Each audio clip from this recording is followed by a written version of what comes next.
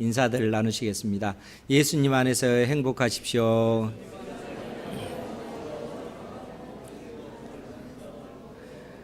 우리 주님 안에서 행복한 삶이 되시기를 바랍니다. 사람이 행복하기만 살면 얼마나 좋겠습니까? 근데 우리의 인생을 봤을 때 늘상 염려, 근심이 없는 그러한 인생은 한 사람도 없는 것 같고, 사람들마다 그들의 삶의 형편과 처지 때문에 염려하고 또 근심하고 두려움에 사로잡혀서 내 인생을 어떻게 살아야 되나 이렇게 막막할 때가 많은 그러한 삶도 참으로 많은 것 같습니다.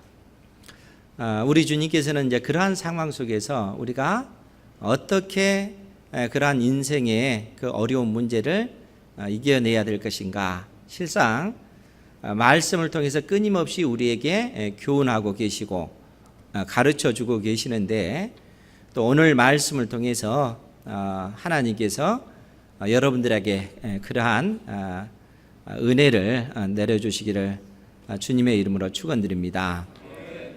오늘 말씀은 우리가 익히 잘 아는 베드로가 예수님을 3번씩 부인하는 그러한 내용의 말씀입니다.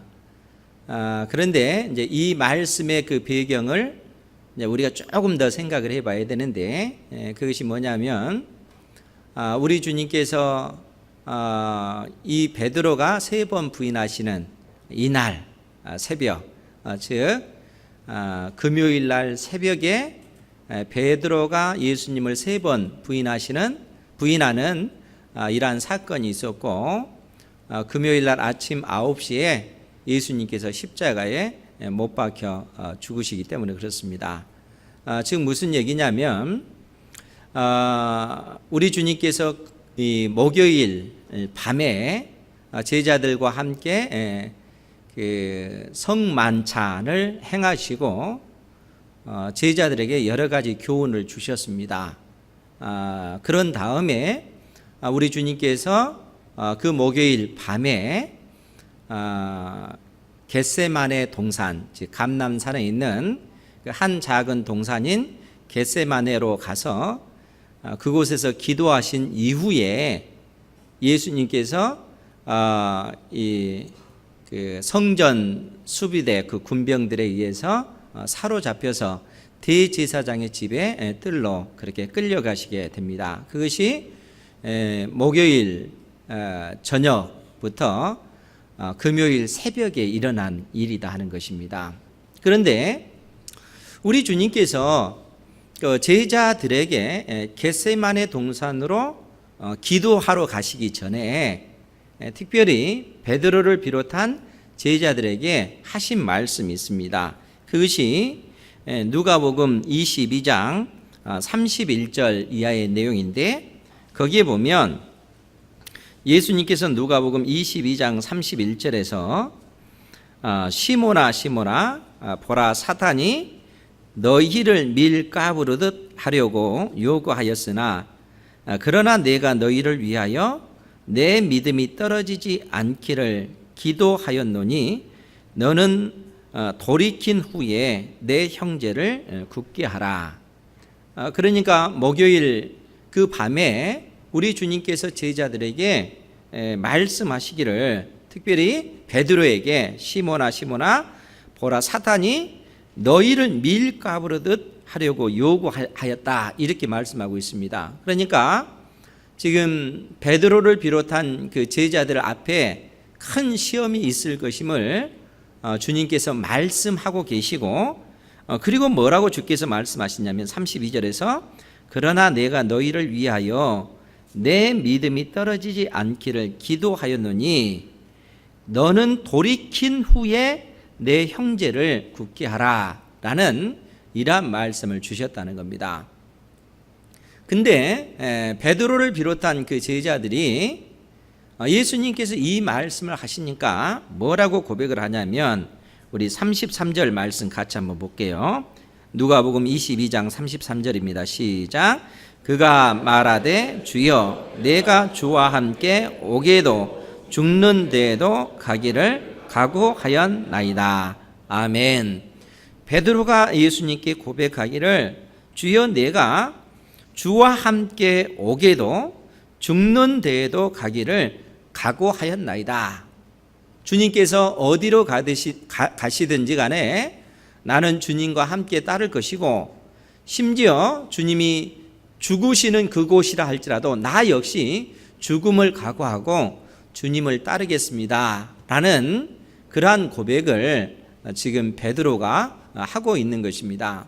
그런데 이러한 어떤 그 내용을 그 마태복음 26장에서는 뭐라고 표현을 했냐면, 우리 주님께서 제자들에게 오늘 밤 너희가 다 나를 버릴 것이다.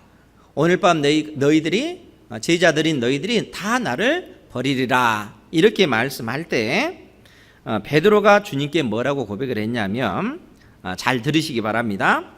베드로가 모두 주를 버릴지라도 나는 결코 버리지 않겠나이다. 모든 제자들이 다 주님을 버린다 할지라도 나는 결코 주님을 버리지 않겠습니다 라고 이야기를 합니다. 그러할 때 주님께서 뭐라고 말씀하시냐면, 오늘 밤 닭 울기 전에 내가 3번 나를 부인하리라. 오늘 밤 닭이 울기 전에, 즉 금요일 날 새벽에 이를 거 아니에요.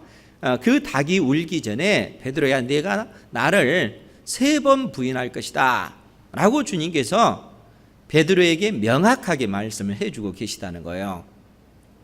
그런데 그러한 어떤 그 주님의 말씀을 들은 베드로가 또 이 마태복음 26장에서는 뭐라고 말씀하고 있냐면, 내가 주와 함께 죽을지언정 주를 부인하지 않겠나이다. 내가 주님과 함께 죽는 한이 있더라도 결코 주님을 부인하지 않겠습니다. 그야말로 생명을 걸고 내가 주님만을 따르겠습니다. 이렇게 각오하고 주님께 맹세하고 있는 것입니다. 그런데 이러한 고백은 베드로만 한 것이 아니고 나머지 제자들도 다 한결같이 그렇게 했다는 거예요. 그래서 모든 제자도 이와 같이 말하니라 라고 마태복음 26장에서는 그렇게 말씀하고 있습니다. 그러니까 베드로뿐만 아니라 예수님을 따르는 모든 제자들이 주님을 부인하거나 주님을 배신하는 그러한 일을 하지 않겠습니다. 이렇게 맹세를 했다는 거예요. 그러면 여러분, 제자들의 이러한 고백이 진짜일까요? 가짜일까요? 이게 좀 애매하죠. 왜냐하면 그 베드로가 3번 부인하는 장면을 이미 우리가 봤기 때문에, 그럼 베드로가 예수님 앞에 고백했던 이 고백의 내용이 주님 사랑합니다, 내가 주님을 사랑합니다 하는 이 고백이 진짜일까 가짜일까 이런 의문이 들 텐데, 여기서 제자들이 주님께 한 이 고백은 실상 그들 마음속에 있는 진정한 그 고백입니다. 진실로 그들이 정말 우리가 주님을 생명 걸고 사랑합니다, 아니 내 생명보다 주님을 더 사랑합니다, 이렇게 고백을 한다는 거예요. 여러분들은 그러한 고백을 하신 적은 없으신가요? 기도할 때 또 성령의 그 크신 그 은혜에 감동이 될 때, 주님 내가 주님을 사랑합니다, 내 생명보다 주님을 사랑합니다, 주님께서 무슨 말씀을 하시든지 내가 주의 말씀대로 순종하며 내가 나가겠습니다, 이런 고백을 사실 제자들뿐만 아니라 우리가 믿음 생활하면서 하나님을 예배하는 삶을 살면서 그런 고백을 할 때가 많다는 거예요. 그런데 되돌아보면 우리의 인생을, 아니 여러분들의 인생 아니고 제 인생을 딱 되돌아봤을 때도요, 그러한 고백을 할 때가 참 많았는데, 되돌아보면 그 고백처럼 주님만을 온전히 전적으로 주님만을 의지하며 살아가지 못하는 그러한 삶도 참으로 많았던 것 같아요. 그러면은 그렇다고 해서 내 고백이 그러면 거짓된 건가 하면은 그렇지는 않습니다. 정말 제 속에 있는 그 심령이 진실로 주님 내가 주님을 사랑합니다, 이런 고백을 했다는 거예요. 그런데 그러한 고백을 했음에도 불구하고 늘상 하나님의 말씀대로 온전히 순종하지 못하는 그러한 삶이 내 인생 가운데 있더라는 것이죠. 오늘 베드로의 어떤 그 기사의 그 내용을 통해서도 우리가 그러한 사실을 볼 수가 있는데, 오늘 본문의 그 내용을 다시 한번 보면요, 오늘 54절 말씀에 보면 예수를 잡아 끌고 대제사장의 집으로 들어갈새 베드로가 멀찍이 따라가니라. 예수님께서 성전 그 수비대 로마 유대의 그 병정들에 의해서 예수님께서 사로잡히셔서 대제사장의 집으로 지금 끌려가고 있다는 거예요. 그런데 베드로가 멀찍이 예수님의 뒤를 따라가고 있는 그런 모습입니다. 55절 이하의 말씀을 보면 사람들이 뜰 가운데 불을 피우고 함께 앉았는지라 베드로도 그 가운데 앉았더니, 그러니까 대제사장의 뜰에 모닥불이 펴져 있고 많은 사람들이 그 새벽이니까 불을 쬐고 있는 것입니다. 그리고 그러한 상황 속에서 우리 주님께서는 유대 병장들에 의해서 그 신문을 당하고 있는 지금 상황이 그런 상황입니다. 그러니까 한쪽에서는 불을 쬐고 있는 것이고 한편에서는 우리 주님께서는 고문을 당하고 있는, 신문 당하고 있는 그러한 상황이다 하는 것입니다. 이러할 때 56절 말씀에 보면 한 여종이 베드로의 불빛을 향하여 앉은 것을 보고, 그러니까 그 모닥 불빛에 의해서 베드로의 그 얼굴이 환하게 드러나게 되겠죠. 그러니까 그 여종이 주목하여 이르되 뭐라고 얘기하냐면 이 사람도 그와 함께 있었느니라. 즉 베드로도 예수님을 따르는 사람이다 라고 한 여종이 증언을 하는 것입니다. 이러한 증언을 들었을 때 베드로가 강력하게 부인하면서 이 여자여 내가 그를 알지 못하노라. 내가 예수를 알지 못한다 라고 베드로는 부인을 합니다. 이것이 첫 번째 부인이죠. 그리고 58절 말씀에 보면 조금 후에 다른 사람이 보고 이르되 너도 그 도당이라 하거늘 베드로가 이르되 이 사람아 나는 아니로라 하더라. 또 다른 사람이, 또 다른 여종입니다. 베드로를 또 보고 당신은 예수님을 따르는 그 무리 속에 있는 사람 아닙니까? 라고 했을 때 예수님께서는 그 사실을 부인하는 겁니다. 내가 예수님을 따르는 그러한 어떤 제자가 아니고 그 무리 속에 있는 그러한 사람이 아니다 라고 두 번째로 부인하고 있습니다. 59절 말씀에 보면 우리 59절 같이 한번 볼까요? 시작. 1시간쯤 있다가 또 한 사람이 장담하여 이르되 이는 갈릴리 사람이니 참으로 그와 함께 있었느니라. 아멘. 1시간쯤 있다가 또 한 사람이 베드로를 가리켜 이는 갈릴리 사람이다. 그의 말투를 통해서 그때 그 당시 사람들은 명확히 알았겠죠. 그러니까 그 베드로는 이미 이 베드로를 향해서 두 번은 베드로가 부인을 했기 때문에 거기에 있는 사람들이 베드로를 유심히 주목을 했겠죠. 그리고 베드로가 쓰는 말투, 이 사람이 갈릴리 사람이고 예수님을 따르는 사람이구나 하는 것을 확신했기 때문에 이 사람이 이는 갈릴리 사람이니 참으로 그와 함께 있었느니라 라고 얘기합니다. 이때 베드로는 이 사람아 나는 내가 하는 말을 알지 못하노라. 다른 성경에 보면 그가 내가 만약 그 예수를 안다면 내가 저주를 받아도 좋다 이렇게 맹세까지 하면서 예수님을 부인했던 것입니다. 그러니까 베드로는 이 대제사장의 뜰 이 모닥불 앞에서 예수님을 3번 그렇게 부인한 것입니다. 그런데 이 세 번째 부인할 때 60절 그 하반절 중반절에 보면 알지 못하노라고 아직 말하고 있을 때에 닭이 곧 울더라. 예수님을 부인할 때 닭이 울었다는 거예요. 그러니까 닭이 울기 전에 내가 나를 3번 부인하리라 주님께서 말씀하셨는데 세 번째 부인할 때 이 닭이 울더라 하는 거예요. 그러면은 이때 즉각적으로 베드로가 내가 주님을 부인했구나 하는 사실을 깨달았냐면, 이 누가복음은 그렇게 표현하지 않고 61절 말씀에 뭐라고 말씀을 하고 있냐면, 닭이 이제 울 때에 주께서 돌이켜 베드로를 보시니 베드로가 주의 말씀 곧 오늘 닭 울기 전에 내가 3번 나를 부인하리라 하심이 생각나서 밖에 나가서 심히 통곡하니라. 그러니까 닭이 울었을 때 지금 어떤 장면이 지금 딱 보여지냐면, 닭이 울 때에 그때 신문 당하고 계시는 우리 주님께서 베드로를 바라보셨다는 거예요. 그러니까 고통 가운데 계신 우리 주님께서 닭이 울 때에 주께서 돌이켜 베드로를 보시니 이때 베드로가 주께서 하신 말씀이 퍼뜩 그의 심령 속에 생각이 난 것입니다. 오늘 밤에 닭이 울기 전에 내가 나를 3번 부인하리라, 이 말씀이 생각이 나서 베드로가 밖에 나가서 심히 통곡하는 그런 모습이라는 거예요.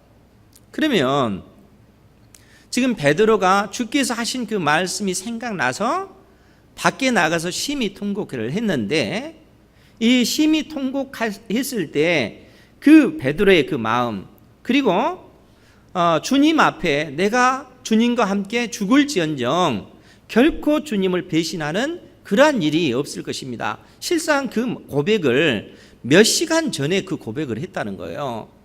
그런데 몇 시간 전에 그러한 고백을 했음에도 불구하고 그는 이 그 여종 앞에서, 대제사장들 이 모닥불 앞에서 무려 3번씩이나 주님을 부인했던 겁니다. 그러면은 이처럼 주님을 부인했던 이 베드로, 그가 주님 앞에 고백했던 내가 주님을 사랑합니다, 어떤 일이 있더라도 주님을 배신하는 그러한 일은 없을 것입니다 하는 이 고백이 거짓된 것인가 하면은 실상 그렇지 않다는 거예요. 그 고백은 진실로 그의 어떤 그 중심으로 주님께 고백한 그 고백이라는 겁니다. 그러면 왜 그러한 어떤 진실한 고백을 했음에도 불구하고 그런 베드로가 주님을 배신할 수밖에 없었을까요?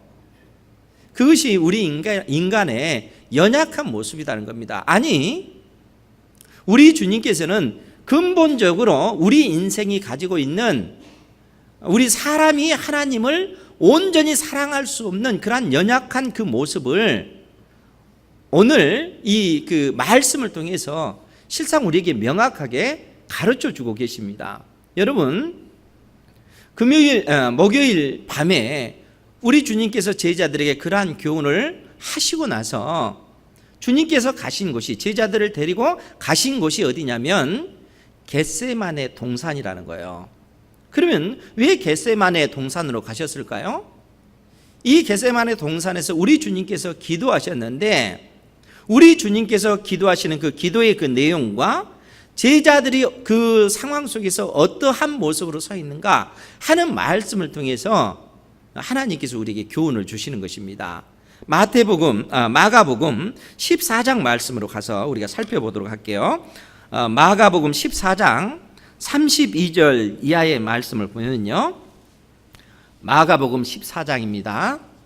마가복음 14장 32절 이하의 말씀을 보면 제가 읽어드리겠습니다. 32절에 보면 그들이 겟세마네라 하는 곳의 이름에 예수께서 제자들에게 이르시되 내가 기도할 동안 너희는 여기 앉아 있으라 하시고 베드로와 야고보와 요한을 데리고 가실새 심히 놀라시며 슬퍼하사 말씀하시되 내 마음이 심히 고민하여 죽게 되었으니 너희는 여기 머물러 깨어 있으라 하시고, 지금 예수님께서 이 목요일 밤에 겟세마네 동산에 제자들과 함께 가셔서 하나님 앞에 기도하는데, 그때 예수님의 그 마음의 상태가 어떤 상태냐면 심히 놀라시며 슬퍼하사 말씀하시되 내 마음이 심히 고민하여 죽게 되었으니, 이렇게 제자들에게 말씀하고 있다는 거예요. 그러니까 지금 예수님께서도 십자가를 앞에 두고 몇 시간 후면 예수님께서 신문을 당하시고 그 다음에 금요일 날 아침 9시에 십자가에 못 박혀 죽으시게 되는 겁니다. 지금 십자가가 몇 시간 후에 예수님 앞에 있다는 거예요. 예수님께서는 그 사실을 명확하게 잘 알고 계셔요. 그런데 그 십자가를 앞에 두고 주님의 마음의 상태가 어떤 상태입니까? 심히 놀라시며 슬퍼하사 내 마음이 심히 고민하여 죽게 되었다. 지금 예수님의 마음속에 평안이 없는 것입니다. 여러분, 하나님의 아들 되신 예수님께서도 그 마음속에 평안이 없는 거예요. 왜 그렇습니까? 예수님께서도 우리와 똑같은 육체를 입고 계시기 때문에 그렇습니다. 그분이 하나님의 아들이시지만 우리와 똑같은 육체를 입고 이 땅에 오셨고, 우리와 다른 것은 그분에게는 죄가 없으시다 하는 것이라는 거예요. 그런데 그 주님께서 십자가를 앞에 두고 그 십자가의 엄청난 그 환난, 인류의 그 모든 택한 백성들의 모든 죄를 대신하여 십자가에 못 박혀 죽으셔야 하는 그 환난을 앞두고 지금 마음에 평강이 없는 것입니다. 심히 고민하여 내가 죽게 되었다. 주님께서도 그렇게 말씀하고 계시는 거예요. 그러니까 그러한 상황 속에서 우리가 어떻게 해야 하겠는가 하는 거예요. 그러한 상황 속에서 우리 주님께서는 하나님 앞에 나가서 기도하고 계시는 거예요. 그러니까 하나님께서 택한 자녀인 우리에게 이미 하나의 그 방향을 제시해 주고 있습니다. 여러분들의 인생 가운데 당하는 수많은 그러한 환난과 어려움, 심지어 여러분들의 지혜와 여러분들의 그 능력으로 감당할 수 없는 그러한 상황에 그 부딪혔을 때 여러분들이 할 수 있는 것이 뭐겠는가 하는 거예요. 실상 여러분들이 할 수 있는 일이 그 상황 속에서는 없습니다. 도저히 여러분들의 힘과 능력으로 감당할 수 없는 엄청난 일이 여러분들의 인생 앞에 놓이면 여러분들이 할 수 있는 것은 그 앉아서 탄식하는 일밖에 없을 것입니다. 그렇지 않습니까? 그것이 우리 인생의 그 연약한 모습이죠. 내 힘과 내 능력으로 해결할 수 있는 문제라면 우리는 염려 근심하지 않죠. 그러나 내가 해결할 수 없는 인생의 문제가 있다면 여러분들 어떻게 하시겠어요? 탄식할 수밖에 없는 그런 상황입니다. 여러분들의 마음의 평강을 잃어버리는 그런 상황이라는 거예요. 그런데 우리 주님께서 그 상황 가운데 있다는 겁니다. 그때 우리 주님께서는 어떻게 하셨습니까? 이 문제를 가지고 하나님 앞에 나아가서 기도하는 겁니다. 36절 말씀에 보면 35절 36절을 볼게요. 거기에 보면 조금 나아가 땅에 엎드려 될 수 있는 대로 이 때가 자기에게서 지나가기를 구하여 이르시되 아빠 아버지여 아버지께는 모든 것이 가능하오니 이 잔을 내게서 옮기시옵소서. 그러나 나의 원대로 마시옵고 아버지의 원대로 하옵소서. 주님께서 기도하시는 기도의 내용입니다. 그러니까 내 앞에 지금 십자가가 놓여 있는데 주님, 할 수만 있다면 내가 이 십자가를 피하고 싶습니다. 그러나 내 원대로 마시고 아버지의 뜻대로 되기를 원하나이다. 주님께서 이 기도를 하나님 앞에 드렸다는 거예요. 그러니까 우리 주님께서도 그 십자가 앞에서 지금 공포를 느끼시는 것입니다. 심히 고민하여 내가 죽게 되었으니 그런 상황이라는 거예요. 마음에 평안이 없는 그러한 상황인 것입니다. 이러한 상황 가운데 이 문제를 가지고 하나님 앞에 기도하는 것입니다. 주님, 할 수만 있다면 이 십자가를 피하고 싶습니다. 그러나 내 원대로 마시옵고 아버지의 뜻대로 하옵소서. 이 기도를 드리는 겁니다. 그런데 단순히 유려한 그런 말로 하나님 앞에 이러한 그 기도를 드리는 것이 아니다는 겁니다. 39절 이하의 말씀을 보면 다시 나아가 동일한 말씀으로 기도하시고, 그리고 41절 말씀에 보면 세 번째 오사 그들에게 이르시되 이제는 자고 쉬라 그만 되었다 때가 왔도다. 주님께서 이렇게 말씀하십니다. 그러니까 지금 무슨 얘기냐면 우리 주님께서 동일한 어떤 이 기도 제목을 가지고 3번이나 반복해서 하나님 앞에 기도했다는 거예요. 이 겟세마네 동산에서 3번씩 하나님 앞에 반복해서 기도하고 3번째 제자들에게 왔을 때는 이제 됐다, 때가 됐다 라고 말씀하시는 것입니다. 그러면서 42절에 뭐라고 말씀하고 있냐면 일어나라, 함께 가자, 보라, 나를 파는 자가 가까이 왔느니라. 우리 주님께서 겟세마네 동산에서 3번씩 간절히 그렇게 기도하시고 이제는 때가 됐다, 이 성전 수비대의 그 병사들이 이제 왔으니까 내가 이제는 십자가에 못 박혀 죽어야 될 그 시기가 왔다는 거예요. 그래서 제자들을 깨워서 그 유대 병정들에게 예수님께서 스스로 체포되셔서 이 대제사장의 뜰로 주님께서 끌려가셨다는 거예요. 십자가에 못 박혀 죽으시기 위해서라는 겁니다. 그러면은 그때 예수님의 마음의 상태는 어땠을 것 같습니까? 예수님의 마음의 상태. 지금 예수님께서는 겟세마네 동산에서 기도하실 때는 마음에 평안이 없는 상태였잖아요. 그런데 우리 주님께서는 그 기도를 다 들으시고 나서 일어나라, 함께 가자, 보라, 나를 파는 자가 가까이 왔다 해서 당당하게 일어서서 그 십자가를 향해서 걸어가시는 그 모습을 보여주고 있습니다. 아니, 우리 주님의 그 기도의 그 모습을요, 누가복음 22장으로 다시 갈게요. 누가복음 22장 말씀에 보면 22장 40절부터 볼게요. 40절. 거기에 보면 그들을 떠나 돌 던질 만큼 가서 무릎을 꿇고 기도하여 이르시되 아버지여, 만일 아버지의 뜻이거든 이 잔을 내게서 옮기시옵소서. 그러나 내 원대로 마시옵고 아버지의 원대로 되기를 원하나이다. 지금 주님께서 기도하시는 내용입니다. 그런데 43절 45절에 뭐라고 표현되어 있냐면 천사가 하늘로부터 예수께 나타나 힘을 더하더라. 예수께서 힘쓰고 애써 더욱 간절히 기도하시니 땀이 땅에 떨어지는 핏방울 같이 되더라.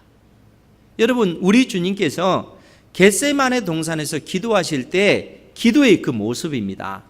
그러니까 단순히 편한 마음으로 하나님 앞에 기도하는 것이 아니라 우리 주님께서는 땀이 땅에 떨어지는 핏방울이 되도록 그만큼 온 그 혼신의 힘을 다하여 하나님을 의지하고 하나님께 은혜 주시기를 간절히 기도하고 있는 그러한 모습이라는 거예요. 오직 하면 땀방울이 핏방울이 되는 것처럼 그처럼 이 성경은 묘사를 하고 있을까요? 그런데 이처럼 기도할 때 천사가 하늘로부터 우리 주님을 견고하게 붙들어 주시다는 거야. 기도할 수 있도록. 그러면 이 기도를 통해서 우리 주님께서 얻으시는 그 은혜가 무엇이겠습니까? 하나님께로 받은 그 은혜가 무엇이겠어요? 그래서 히브리서 5장 7절에는 뭐라고 성경에 표현이 되어 있냐면 제가 읽어드릴 테니까 잘 들으시기 바랍니다. 히브리서 5장 7절에 보면 그는 예수님께서는 육체에 계실 때에 자기를 죽음에서 능히 구원하실 이에게 심한 통곡과 눈물로 간구와 소원을 올렸고 그의 경건하심으로 말미암아 들으심을 얻었느니라. 그러니까 우리 주님께서 이 겟세마네 동산에서 그 자기를 죽음에서 능히 구원하실 이에게 심한 통곡과 눈물로 간구와 소원을 올렸고 하나님께서 그에게 응답하시는 그 은혜를 입었다라고 성경이 표현하고 있습니다. 그러니까 성부 하나님께서 성자 예수님의 그 기도를 들으시고 그 마음의 그 평강을 하나님께서 허락해 주셨다는 거예요. 예수님의 그 마음, 내가 심히 고민하여 죽게 되었다. 예수님께서도 그 십자가를 앞에 두고 평안을 잃었는데 그 평안을 잃어버린 이 마음 속에 그 우리 주님께서 그 죽음의 그 공포와 그 두려움 속에 하나님 앞에 간절히 기도했을 때 땀방울이 핏방울이 되도록 하나님 앞에 기도했을 때 하나님께서 은혜를 예수님의 마음속에 부어주셨다는 거예요. 두려워하는 마음, 또 심히 고민하여 죽게 된 그 마음 속에 하늘의 그 평강이 임하게 된 것입니다. 그러니까 제자들에게 일어나 가자. 내가 하나님께서 나에게 맡겨준 그 십자가를 내가 감당할 때가 되었다라고 주님께서는 당당하게 제자들에게 선포하실 수가 있었다는 거예요.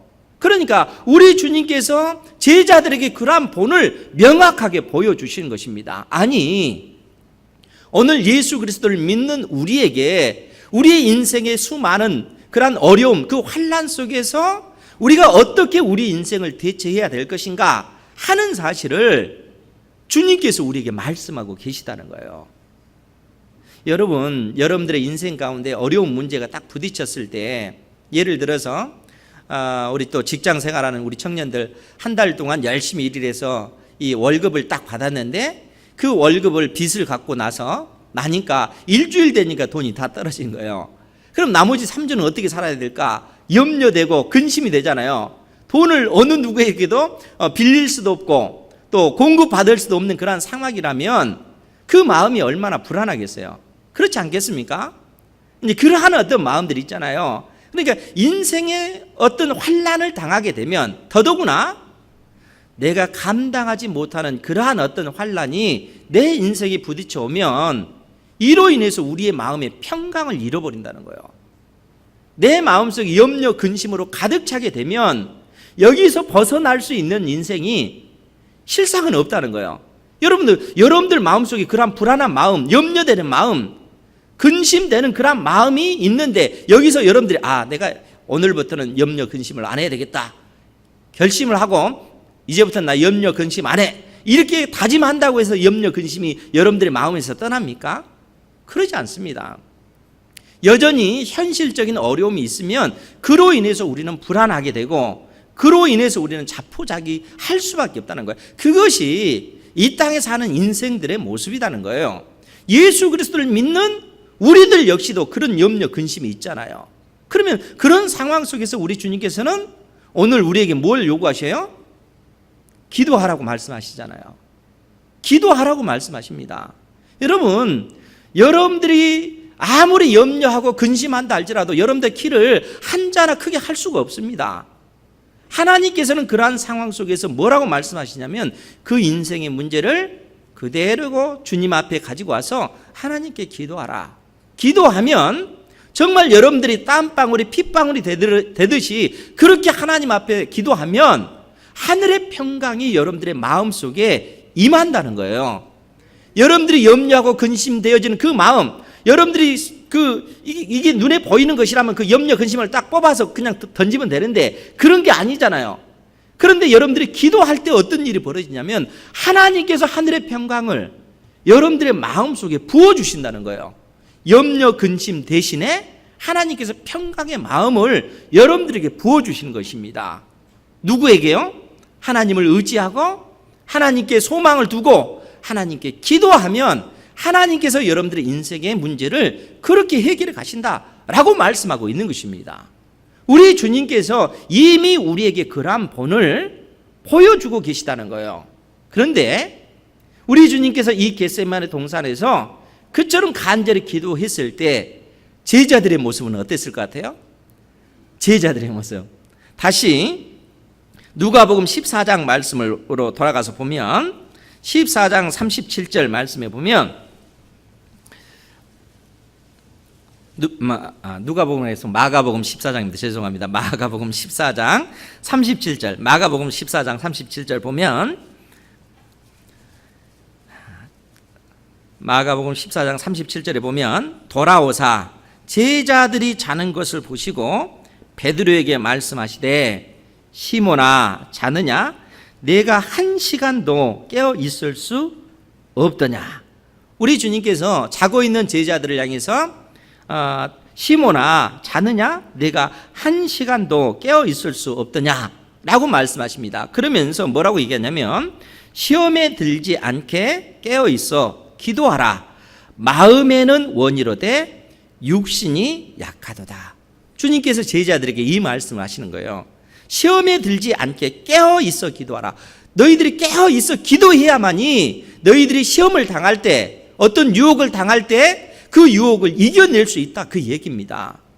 만약 너희들이 시험에 들지 않게 깨어 있어 기도하라. 만약에 기도하지 않으면은 그 유혹이 너희 인생 가운데 올 때 너희들은 넘어질 수밖에 없다는 거예요. 왜 그렇습니까? 그것은 우리 마음에는 원이로되 육신이 약하기 때문에 그렇다는 거예요. 우리 마음으로는 원이지만 육신이 약하다는 거예요. 즉 무슨 얘기입니까? 제자들이 주님을 사랑하는 그 마음은 진실된 마음이라는 거예요. 정말 내 생명을 걸고 주님께서 죽으시는 그 죽음의 현장까지 나 역시 가기를 원하는 것, 그것이 제자들의 마음입니다. 마음으로는 정말 원하는 거예요. 그러나 그들의 육신이 연약하다는 거예요.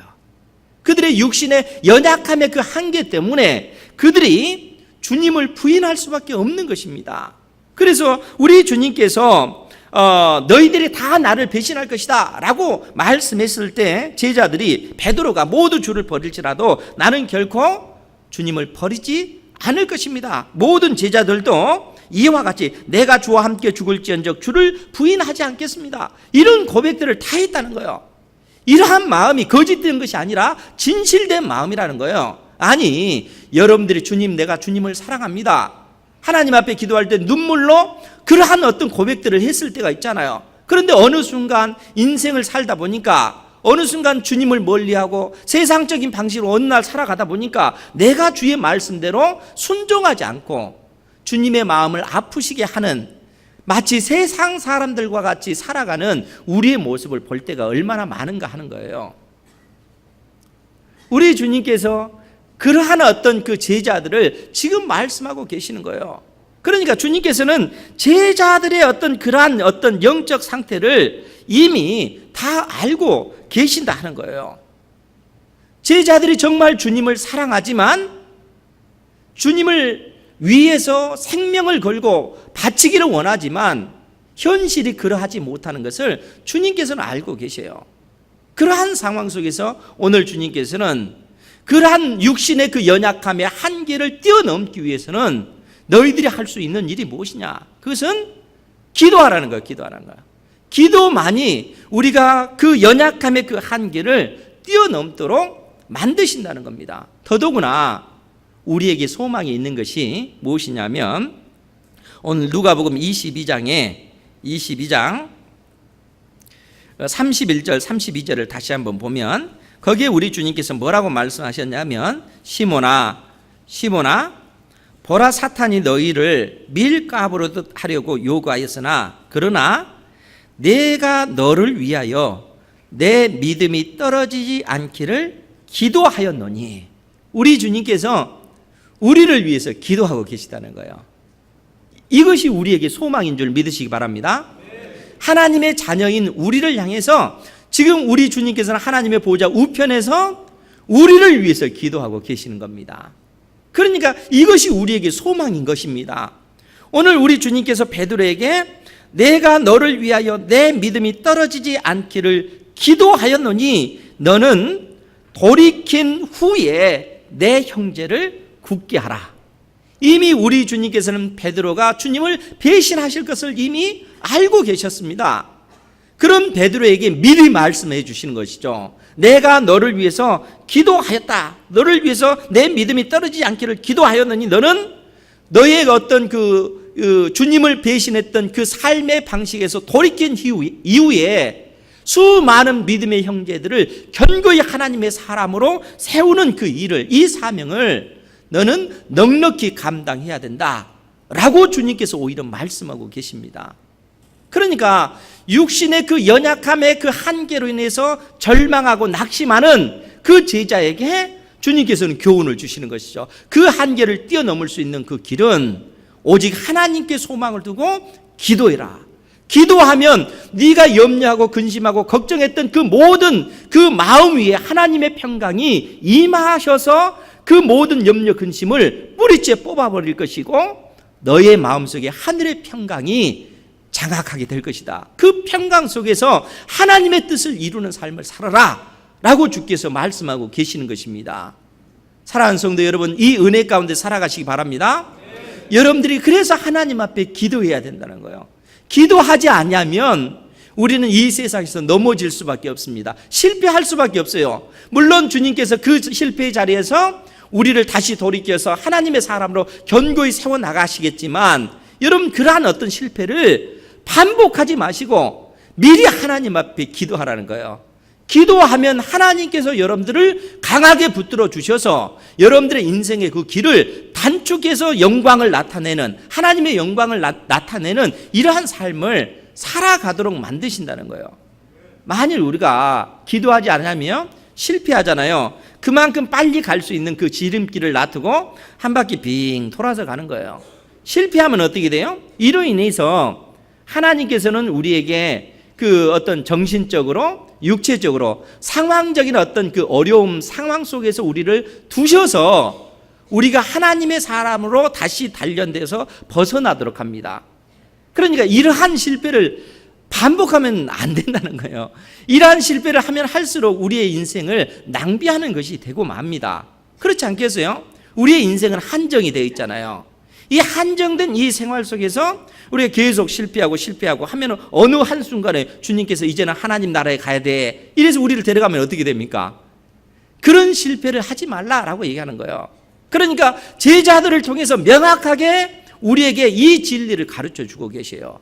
우리가 이 땅에서 실패하지 않는 삶, 그것은 하나님만을 의지하고 하나님께 소망을 두고 믿음으로 기도하는 삶이라는 거예요. 기도할 때 우리가 이 세상을 이길 수 있는, 이 세상의 유혹을 이겨낼 수 있는 그 믿음을 우리가 갖게 될 것이고, 그 믿음으로 우리가 이 세상이 감당하지 못하는 그러한 믿음의 삶을 살아갈 수가 있는 것입니다. 이러한 은혜 가운데 살아가시기 바랍니다. 과연 주님의 그 제자들은 나중에 그러한 삶을 살았습니다. 죽음이 들어와서 다 도망쳤던 이 제자들이 사도행전 그 5장 41절 말씀에 보면, 제가 읽어드릴게요. 찾지 마시기 바랍니다. 거기에 보면 사도들은 그 이름을 위하여 능욕받는 일에 합당한 자로 여기심을 기뻐하면서 공의 앞을 떠나가니라. 제자들이 예수님을 증거하는 이것 때문에 그 어떤 이스라엘의 그 유력한 자들에 의해서 엄청난 핍박을, 환난을 당했는데, 이제 제자들이 어떻게 돼요? 내가 주님 때문에 복음을 위해서 핍박을 당하는구나, 오히려 기뻐하며 즐거워하며 하나님께 찬양을 돌렸다는 거예요. 180도로 바뀐 삶이지 않습니까? 어떻게 이런 삶이 가능하겠어요? 하나님의 성령이 사도들을 붙잡고 계시고 진리의 성령 안에서 이 사도들이 하나님 앞에 기도의 삶을 살기 때문에 그런 거예요. 기도하니까 하나님께서 그들의 마음속에 이러한 평강을 부어주시는 것입니다. 이러한 은혜의 삶을 살아가시기 바랍니다. 이런 은혜는 방법이 없어요. 하나님께서 이미 우리에게 가르쳐 주시잖아요. 기도해야 된다, 기도하면 된다. 우리 주님처럼 땀방울이 핏방울이 되듯이 기도해봐라. 기도하면 하늘의 평강이 너희들의 마음을 지배할 것이고, 하늘의 평강이 너희들의 마음뿐만 아니라 현실의 삶 자체도 하나님께서 모든 상황들, 여건들, 환경을 바꾸셔서 우리의 삶 자체도 평안한 삶이 되도록 주께서 만드신다, 이렇게 약속하고 계십니다. 이 은혜의 삶을 살아가는 은혜가 있기를 주님의 이름으로 축원드립니다. 한 주간의 삶이 그러한 삶이 돼야 돼요. 주님께서 나와 동행하시고 나와 함께 하시고 나를 인도해 주시는 그러한 삶이 되면 하나님께서 우리의 심령 가운데 이러한 은혜를 부어주시는 것입니다. 이 은혜를 경험하시는 모든 성도들 되시기를 주님의 이름으로 축원드립니다. 기도하겠습니다.